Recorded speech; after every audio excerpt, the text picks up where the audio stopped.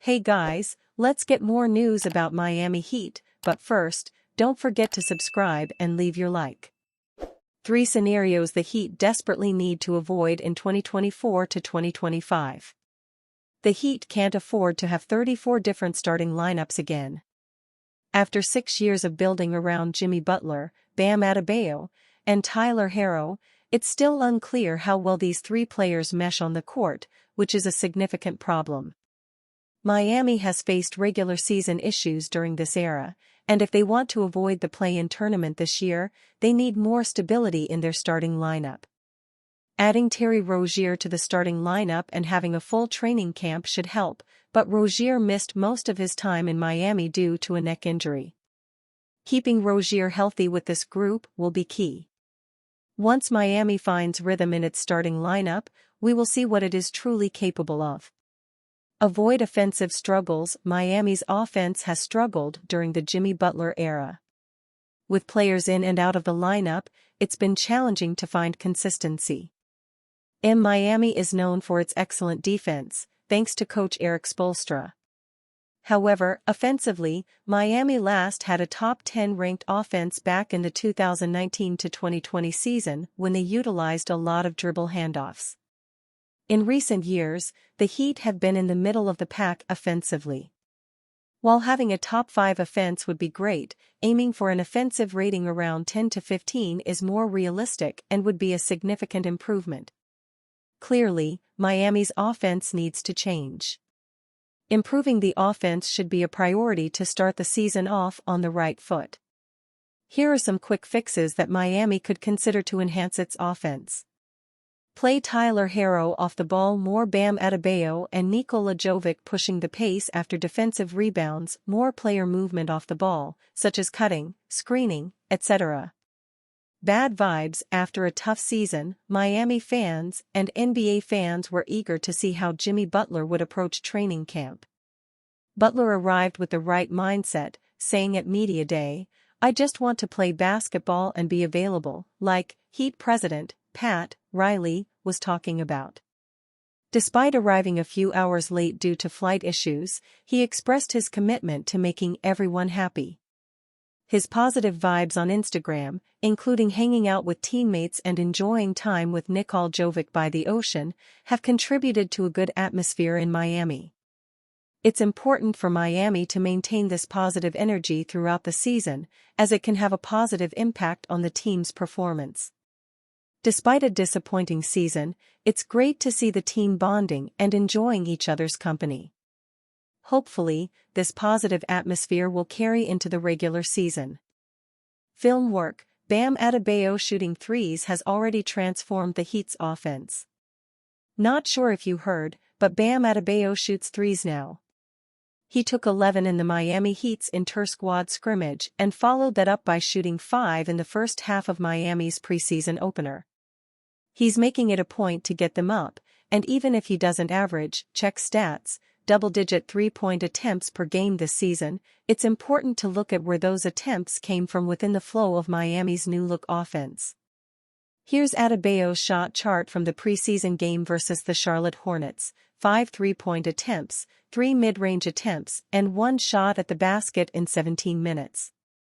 Now here's his first three-point attempt of the game, which came on Miami's first possession. Bam and Jimmy Butler are spaced to the corners, Nikola Jovic slips through the middle of the defense and into the dunker spot, and Terry Rozier and Alec Burks are handling at the top. Hornets center Nick Richards either loses Bam or doesn't care that he's in the corner, since Adebayo made only 15 threes last season. After taking a dribble inside, Burks finds him for an easy look. Basic stuff. Adebayo took 2 more threes when left wide open at the top of the arc. Opponents will mostly give him those. He went 1 for 2 on them in Charlotte. Both of those shots were there for Adebayo last season. He's just taking them now. But Miami's preseason opener offered a couple of looks that will be new to this season. Here's the first one. Rozier drives and, when he's cut off, kicks to Nikola Jovic. Then Rozier lifts and Jovic drives. Expect to see more of this drive-kick-spin cycle this season. Adebayo starts this possession in the dunker spot but, as Jovic drives, he backs into the corner. Richards helps off and Jovic kicks to Bam for the open three. Why is this different? Because Adebayo in the past wouldn't have drifted into the corner for a jumper. Instead, he might have clogged the lane asking for a lob or set a down screen for Burks. Now in Miami's offense, Burks lifts above the break, Adebayo backpedals, and everyone has more space. Here's the next one. It's a pick-and-roll between Rozier and Butler. Charlotte switches the ball screen and Rozier fakes the jump pass to Butler before sending it to Adebayo in the corner. Richards, who bid on the fake, is late to close out to Adebayo. Bam missed the shot, but it's the exact sort of look the Heat are trying to create this season. Spoelstra used to run these pick-and-rolls with an empty corner, rarely putting Butler and Adebayo on the same side of the court. But with Bam shooting threes, the Heat are treating him more like PJ Tucker or Caleb Martin. More importantly, they aren't scheming away from Adebayo.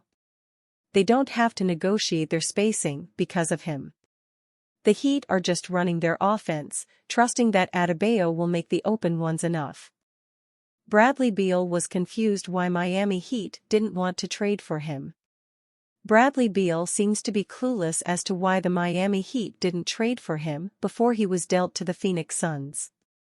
"I'm waitin' on Miami to hit me a grounder, Milwaukee, those were kind of like my two," Beal said of his preferred trade destinations at the time. Miami didn't want to do it for whatever reason, didn't know why. In light of Beal getting traded to the Suns, several reports came out that tried to explain Miami's rationale for not pulling the trigger on a trade for him. NBA insider Zach Lowe said that Miami didn't think Beal was $30 million better than guard Tyler Herro, who averaged a career-high 20.8 points per game on 44.1% shooting from the field and 39.6% from three-point range in the 2023-24 regular season. "They didn't really go for Bradley Beal," said Lowe. "I think that was a vote of confidence in Tyler Herro. I think, from what I heard, the Heat looked at that situation and said, we don't think Bradley Beal, who's 7 years older than Tyler Herro, is $30 million better than Tyler Herro going forward. We just don't think the upgrade is worth it." Additionally, Barry Jackson reported that the Heat were turned off by the notion of inheriting the 31-year-old's no-trade clause. Even though the Heat holds Bradley Beal in high regard, we hear one major reason the Heat didn't pursue a Beal trade earlier this offseason was because it philosophically doesn't like the idea of inheriting a no-trade clause, Jackson wrote. Beal's no-trade clause came with him to Phoenix. Finally, an executive told Steve Bulpett that the Heat's team president, Pat Riley, couldn't sell team owner Mickey Arison on the tax consequences that would arise from trading for the star. But Riley couldn't sell the owner on the tax consequences down the road, said the exec. It was a hard contract to move. Bradley might have been stuck in Washington if it hadn't been for the new guy in Phoenix, owner Matt Ishbia, wanting to make a splash. And he got pushed by KD, Kevin Durant, to add that third guy. Kevin was the driver in that regard. And Bradley still had to give up his no-trade clause and 15% trade kicker to make it work. The Suns acquired Beal in a 3-team trade that involved the Washington Wizards and Indiana Pacers as well. The Wizards received Chris Paul, Landry Shamet, Bilal Coulibaly, and a treasure trove of draft picks. As for the Pacers, they landed Jarace Walker as well as a pair of second-round picks. Beal sticks out as the best player involved in the aforementioned trade, but his first season with the Suns went less than swimmingly. He appeared in only 53 of Phoenix's 82 games during the regular season and averaged the fewest points per game since the 2015-16 campaign with 18.2. And you fan? What do you think of the situation of Bradley Beal? Leave your opinion in the comments.